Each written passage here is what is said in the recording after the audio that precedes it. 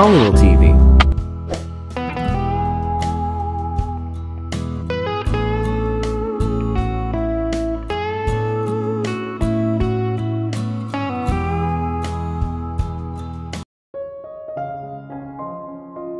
Pagkatapos kong halikan si Mommy ng goodbye, lumabas ako sa mga abalang kalye ng New York, kinuha ang aking telepono at dinadial ang numero ni Kenny.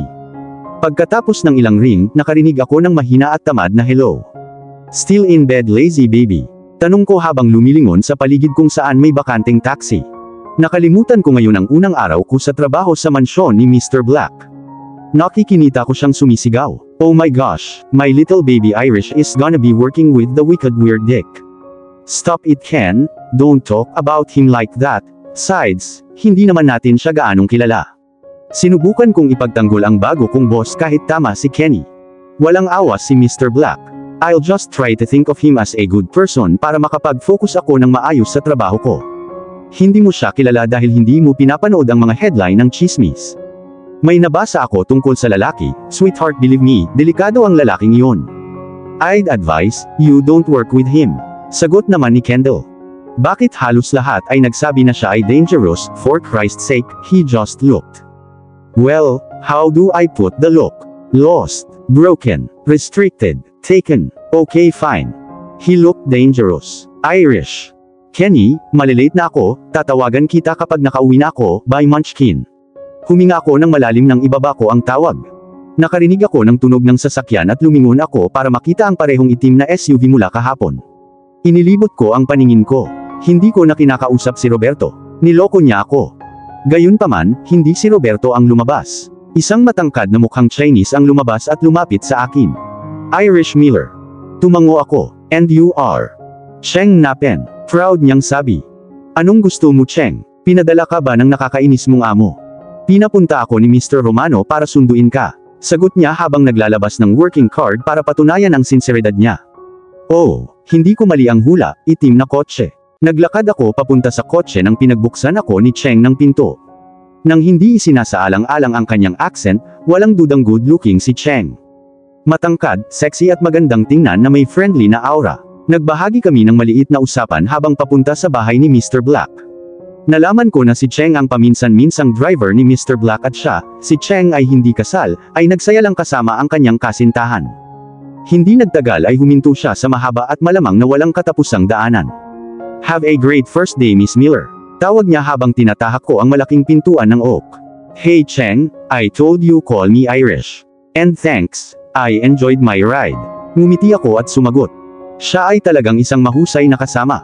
Isang beses kong pinindot ang bell at pagkatapos ay naalala ko nang maglagay ng code si Roberto. Matyaga akong naghintay hanggang sa automatikong bumukas ang pinto. Well, that is so cool. Pumasok ako sa tahimik na bahay at nakatayo habang naghihintay ng automatikong boses na magbibigay sa akin ng mga instructions. Napahagikik ako ng bata sa mga kalokohang inaasahan ko. What's so funny, princess? Narinig kong tanong ng hindi mapag-aalinlangan ng boses. Napalunok ako na parang 4 na taong gulang na nahuling palihim na nanunood ng TV na lampas sa oras ng kanyang pagtulog. Natatakot. Sa pagkakataong ito, kumpiyansa akong tumalikod, ayokong isipin niya na natatakot akong batang babae. Good morning Mr. Black. I wasn't laughing at anything important. So, about the job, what do I get to paint? And where? Eager. Tanong niya at kinakabahan akong napangiti.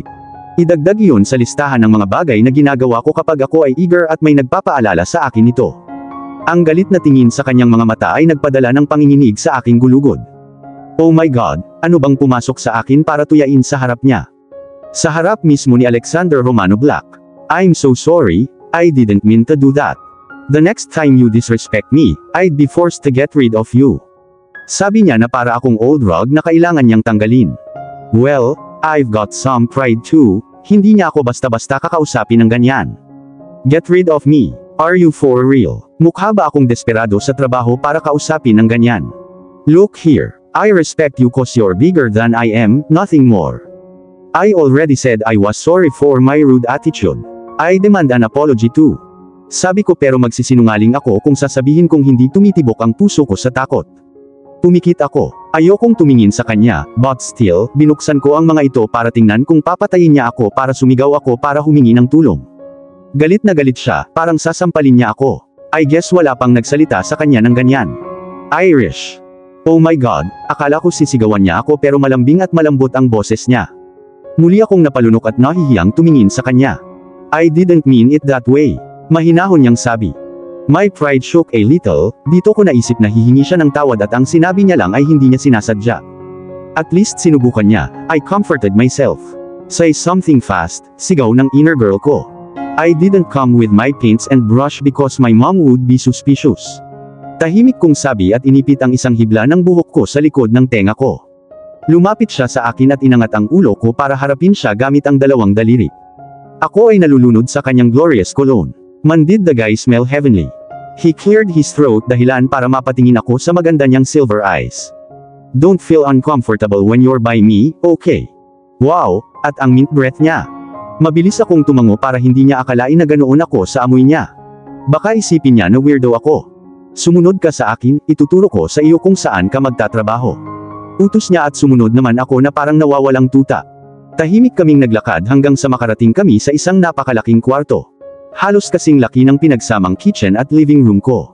Ang silid ay mukhang desyerto ngunit maganda. Nasa kanya lahat ng requirements ko. Ang bintana nito sa haba ng sahig ay nagbigay ng kamangha-manghang tanawin ng pool at likod bahay. May itim na couch at coffee table sa tabi ng isa pang pinto na sa tingin ko ay patungo sa balcony. Pagkatapos ay may isa pang pinto na patungo sa banyo. I hope it's okay. Napatingin ako sa kanya, siya ba talaga? Okay, the room is absolutely beautiful. Pero hindi ko yun sinabi sa kanya. Gusto kong malaman niya na galit pa rin ako sa kanya dahil pinilit niya akong magtrabaho. Yeah, it's okay. What do I get paint? Anything, just paint, sabi niya at naglakad na palabas. Mag-isa lang yata ako sa bahay na hindi ko alam kung saan ang kusina. Well, nakalimutan ko kung paano magpinta. Saan ako magsisimula? Kinuha ko ang aking pencil at sinubukang mag-isip ng anumang bagay na maaari kong subukan at i-sketch. Napupunta ang isip ko sa Greek god na may mga mata na silver.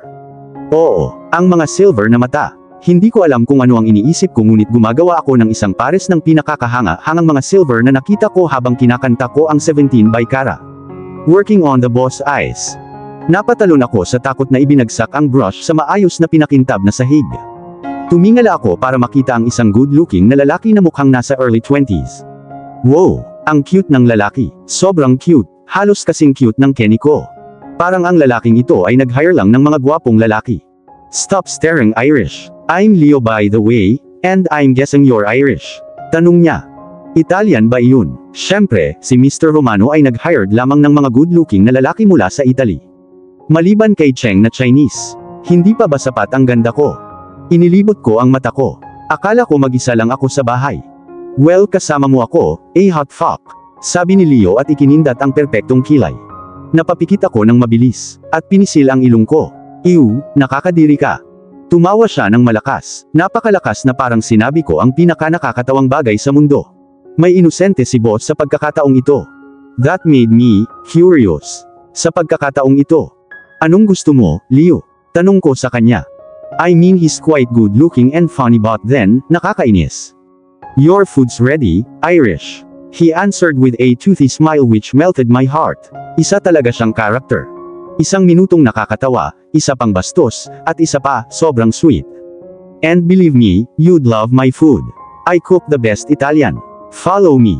Nagkibit balikat ako. I'm sorry pero hindi ako gaanong nagugutom. Nagkunwari siyang malungkot. This was my welcome gift to the mansion cause I'll finally have a beautiful friend here. But I guess you don't see me as a friend. Aalis na lang ako, sabi niya at aalis na sana. Nakonsensya ako, parang ang lonely niya sa mansion. Sino ba naman ang hindi?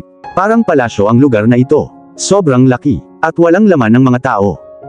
Fine, a little more food won't kill me. Mukhang tuwang-tuwa siya at sinabihan akong sundan ko siya. At sinundan ko ang cute na lalaki na may magandang asol na mga mata sa hindi malamang direksyon na may ngiti sa labi. I love Italian food. So maghapon ka dito mag-isa? Tanong ko habang naglalagay ng sauce sa bibig ko. Cook talaga ang lalaking ito. Lumapit siya sa ref at kumuha ng isang lata ng soda. Oo, pero hindi na, kasama ko na ikaw. Sabi niya na nakataas ang kilay at kumindat. Yeah, nandito na ako. So, may asawa na ba si Mr. Black? Tanong ko sabik na malaman pa ang tungkol sa lalaking hindi ko maalis sa isip ko. Are you for real? Paano mo maitatanong kung may asawa na ang boss? Don't you fucking read the mags? Tanong niya na panay ang gulat sa tanong ko. Napakamot ako sa noo ko. Lalaki, wala akong masyadong alam dito. Is he? No. Most eligible bachelor for 5 years straight. Now don't ask any more questions about him. You should be asking about me. Not him. Get it? Sagot niya at nagselos. Mapaglaro kong inilibot ang aking mga mata. Nagseselos. You wish, sabi pabalik ni Leo. Tumigil siya sa ginagawa niya at tinignan ako sa mata. What? Tanong ko sa kanya. I totally hate it kapag tinitigan ako ng mga tao ng ganyan.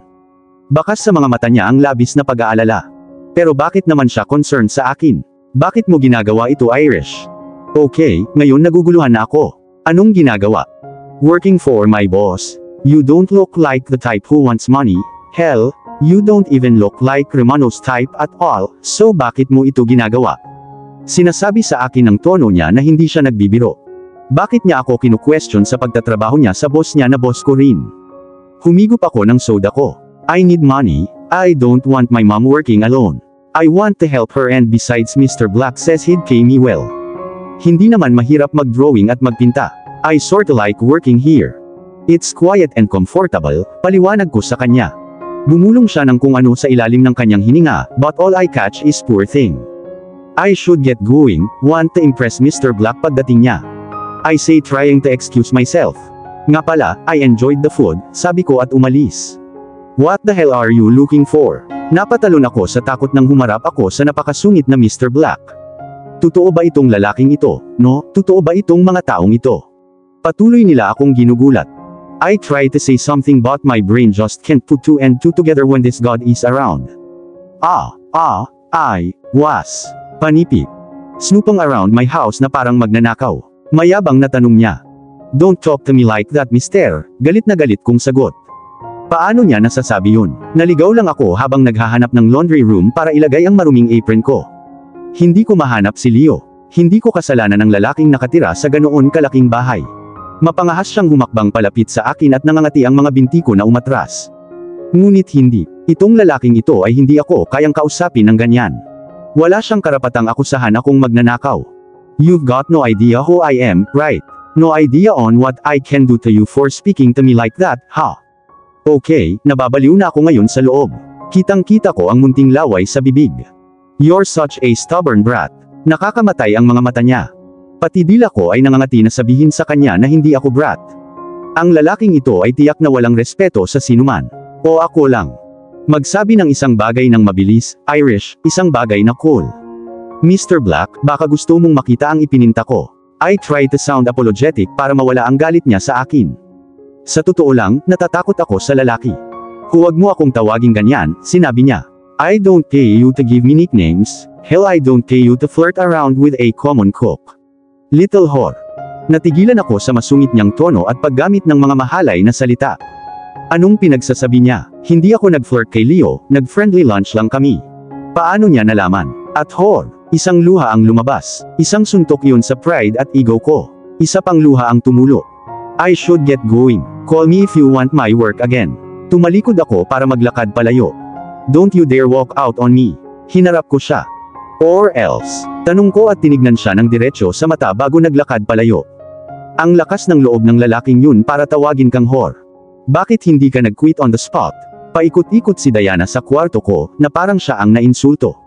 Inayos ko ang unan ko at sumandal sa bintana ko. Palubog pa lang ang araw, how beautiful.